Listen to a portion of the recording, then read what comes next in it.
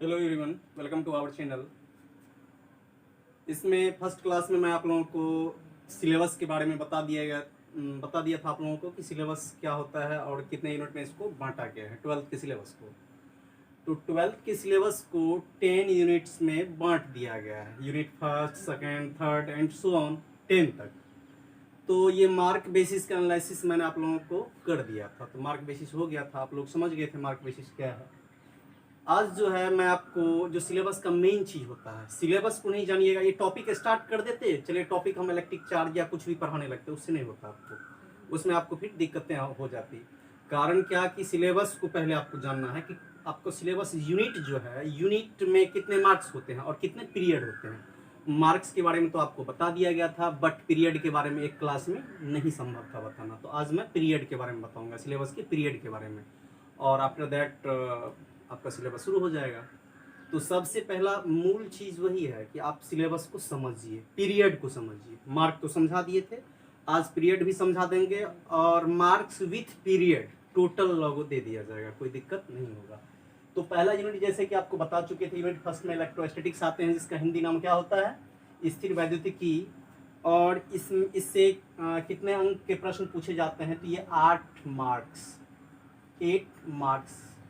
के प्रश्न आते हैं, ऑब्जेक्टिव और सब्जेक्टिव मिलाकर, ऑब्जेक्टिव और थ्योरी मिलाकर। और ये 8 मार्क, इसको पढ़ना कितना, क्लास या लेक्चरशिप की क्लास में कितना पीरियड पढ़ना है, इसको आपको पढ़ना है 25 पीरियड्स, 25 पीरियड, इसको 25 पीरियड पढ़ना है आपको। यही है पीरियड, 25 पीरियड्स। तो आप समझ लीजिए कि 8 मार्क्स के लिए आपको कितना मेहनत करना पड़ता है, 25 पीरियड्स। तो 8 मार्क्स और 25 पीरियड्स, 25 पीरियड्स का मतलब हुआ 25 क्लास, यानी कि 25 क्लास में, यानी कि पीरियड मतलब सीधा आपको मेंशन रख लेना है क्लास।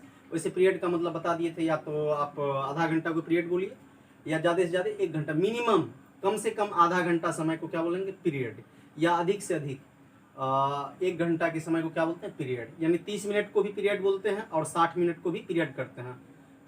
और वैसे समय जो 30 मिनट और 60 मिनट के बीच में आते हैं उसे भी क्या कहते हैं, पीरियड कहते हैं। तो यानी कि आप समझ लीजिए सामान्यतः कि 25 पीरियड में, यानी 25 क्लास में आपका इलेक्ट्रोस्टैटिक्स क्या हो जाना चाहिए, कंप्लीट हो जाना चाहिए। 25 यानी कि 25 क्लास में आपका इलेक्ट्रोस्टैटिक्स क्या होना चाहिए, कंप्लीट हो जाना चाहिए। 25 क्लास का मतलब आप समझ गए होंगे, क्लास यदि आधा घंटा या 1 घंटा को हो तो 25 क्लास में ये आपका यानी यूनिट फर्स्ट क्या हो जाएंगे, कंप्लीट हो जाएंगे। यदि आप टाइम बढ़ा लेते हैं तो जल्दी हो जाएगा। तो ये तो चीज़ समझ गए। तो इसका और एनालिसिस कर लेते हैं हम लोग कि इसमें कौन कौन से टॉपिक बिलोंग करते हैं इनसे। तो इलेक्ट्रोस्टैटिक्स की पहला यूनिट है और चैप्टर भी पहला इलेक्ट्रिक चार्जेज एंड फील्ड इसी से स्टार्ट होता है।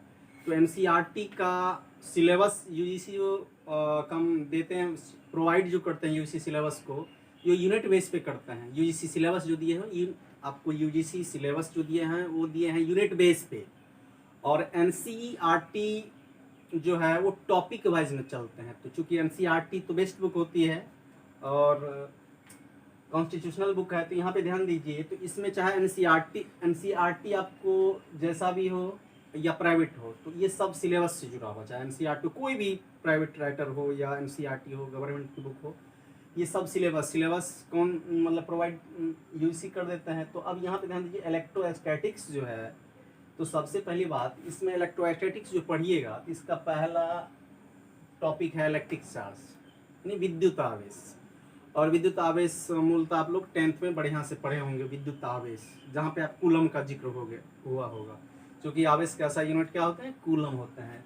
तो इसको तो आप समझ गए होंगे, इलेक्ट्रिक चार्ज। ये सब जितने हैं ये इनका टॉपिक है, ये इनका क्या है, सिलेबस का टॉपिक बोले तो सब्जेक्ट। तो ये सब टॉपिक हैं। तो कंजर्वेशन ऑफ चार्ज यानी कि आवेश का संरक्षण, यही सब चीज़ है। कूलम्स लॉ, ये पहले पढ़े होंगे Coulomb's law. Continuous charge distribution, यानी एनसीईआरटी का जब आप पेज खोलते हैं उसमें जो आपका चैप्टर होता है, जैसे कि चैप्टर 1 अध्याय 1, उसमें आपका ऐसे शेड्यूल वाइज दिया रहता है कि पहला टॉपिक कौन सा है, दूसरा टॉपिक कौन सा है, तीसरा टॉपिक कौन सा है, चौथा टॉपिक कौन सा है, ऐसे दिए रहते हैं। ये जानकारी जरूरी है। तो पहला यूनिट जो है इससे कितने मार्क्स के प्रश्न पूछे जाते हैं, 8 मार्क्स के, और ये कितने पीरियड होते हैं, इसमें 25 पीरियड होते हैं, यानी 25 पीरियड के क्लास होते हैं। इतना समझ गए। तो ये तो थोड़ा लॉन्ग में दर्शा दिया कि आपको इतना चीज़ पढ़ना है। और है गॉसिस थ्योरम यानी गॉस का प्रमेय यूनिट फर्स्ट में, एप्लीकेशन ऑफ गॉसिस थ्योरम यानी गॉसिस प्रमेय के अनुप्रयोग, इलेक्ट्रिक पोटेंशियल यानी कि विद्युत विभव, और पोटेंशियल डिफरेंस विभवांतर या विभव में अंतर जो बोलते हैं, potential due to a point charge, potential मतलब अब विभव यानी कि बिंदु आवेश के कारण विभव, और नेक्स्ट क्या है इलेक्ट्रिक पोटेंशियल एनर्जी विद्युत स्थितिज ऊर्जा, यही सब है चीज़। तो आज मुझे ज़्यादातर हाईलाइट करना है किनके बारे में, पीरियड के बारे में हाईलाइट करूँगा मैं, पीरियड के बारे में, यानी प्रत्येक यूनिट में कितने पीरियड होते हैं इसके बारे में हाईलाइट करूँगा मैं। तो थोड़ा सा मैं पॉज ले लेता हूँ, देख लीजिए थोड़ा सा।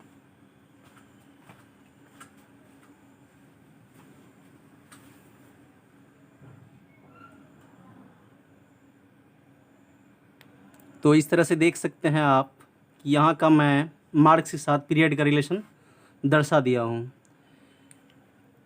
और ये जानना भी बेहद ज़रूरी है। तो अब आप भली भांति समझ जाइए कि आपको जो बताया गया था कि इलेक्ट्रोस्टैटिक्स जो है कितने मार्क्स से पूछे जाते हैं, 8 मार्क्स के। तो 8 मार्क्स में कितने पीरियड होते हैं, 25 पीरियड। और दूसरा यूनिट जो है करंट इलेक्ट्रिसिटी यानी कि धारा विद्युत, इसमें कितने मार्क्स आते हैं, इससे कितने मार्क्स के प्रश्न आते हैं, 7 मार्क्स के।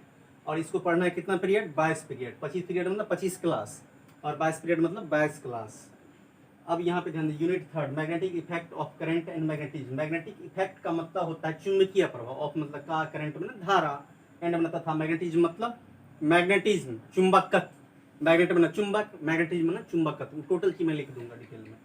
ये 8 मार्क्स के पूछे जाते हैं, और इस कितने पीरियड के होते हैं, 25 पीरियड, यानी 25 क्लास इसमें चाहिए। और इलेक्ट्रोमैग्नेटिक इंडक्शन यानी विद्युत चुंबकीय प्रेरण, एंड एसी अल्टरनेटिंग करंट यानी प्रत्यावर्ती धारा, ये 8 मार्क्स के पूछे जाते हैं प्रश्न। और ये कितने पीरियड के होते हैं, 20 पीरियड होते हैं इसमें। और इलेक्ट्रोमैग्नेटिक वेव यानी विद्युत चुंबकीय तरंग, ये 3 मार्क्स के पूछे जाते हैं, और 4 क्लास चाहिए, 4 पीरियड चाहिए। ठीक है वो, इसको नोट कीजिए, मैं पॉज लेता हूँ।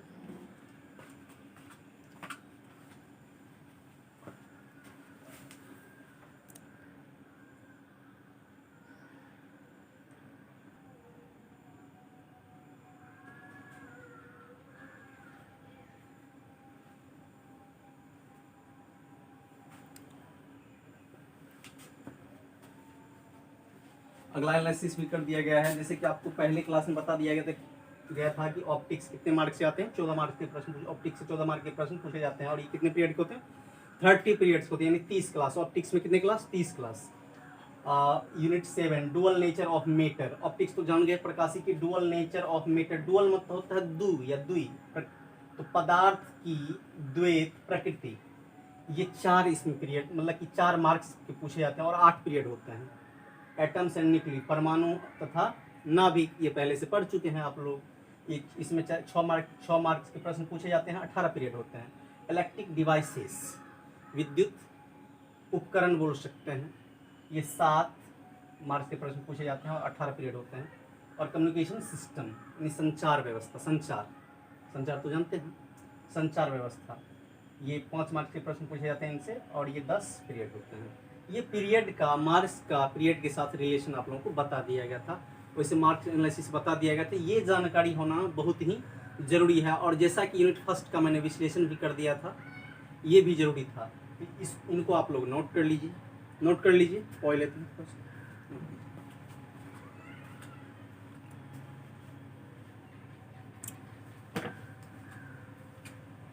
और आप लोग अब नोट कर लिए होंगे।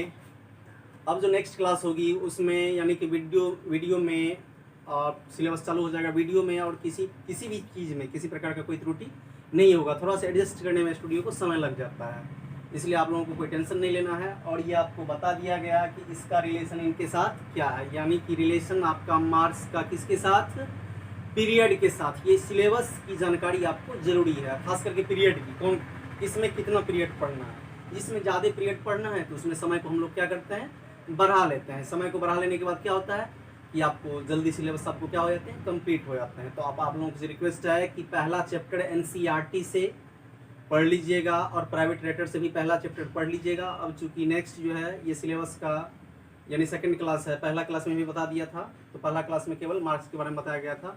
आज पीरियड के बारे में भी बता दिए, और पीरियड विथ मार्क्स का भी रिलेशन दे दिया गया आप लोगों को। अब कोई टेंशन नहीं लेना है, और पहला चैप्टर को आप लोग अच्छी तरीके से पढ़ लीजिएगा। तो और कुछ मैं नोटिस भी कर देता हूँ आपको, और बोल भी देता हूँ, ज़रूरी भी है बोलना। आप लोग ज़्यादातर इसमें यानी कि बुक से रिलेशन हटा लेते हैं। बुक से रिलेशन आपको हटाना नहीं है, बुक को थ्रू आउट पढ़ना है, और वर्ड बाय वर्ड पढ़ना है, लाइन बाय लाइन पढ़ना है। बुक को नहीं छोड़िएगा, बुक को जो छोड़िएगा वो काफ़ी भटकिएगा। बिकॉज जितने भी क्वेश्चन आपको बिलोंग्स होते हैं, जितने भी क्वेश्चन हैं वो किससे आते हैं? बुक में होते हैं, प्रश्न बुक में होते हैं। तो जब तक आप बुक पढ़िएगा तो बुक में जो क्वेश्चन है, ऑब्जेक्टिव है, थ्योरी है, शॉर्ट टाइप, लॉन्ग टाइप, ये सब आपको प्रश्न दिखाई देंगे। ये सब प्रश्न दिखाई देंगे या नहीं देंगे? तो बुक समझ रहे हैं ना, बुक में ये सब प्रश्न क्या होंगे? दिखाई देंगे। चाहे ऑब्जेक्टिव हो तो कहाँ में मिलेगा आपको? बुक पढ़िए आप, तो बुक में क्या मिलते हैं आपको? ऑब्जेक्टिव भी कहाँ मिलेगा? बुक में ही मिलेगा आपको ऑब्जेक्टिव। थ्योरी कहाँ मिलेगा? बुक में ही मिलेगा। शॉर्ट टाइप कहाँ मिलेगा? बुक में ही मिलेगा। लॉन्ग टाइप कहाँ मिलेगा? बुक में मिलेगा। टोटल के टोटल चाहे कैसा भी क्वेश्चन हो, इजी से इजी क्वेश्चन, बेसिक क्वेश्चन, सब बुक में मिलते हैं। इसलिए हम सभी को किस में लग जाना है?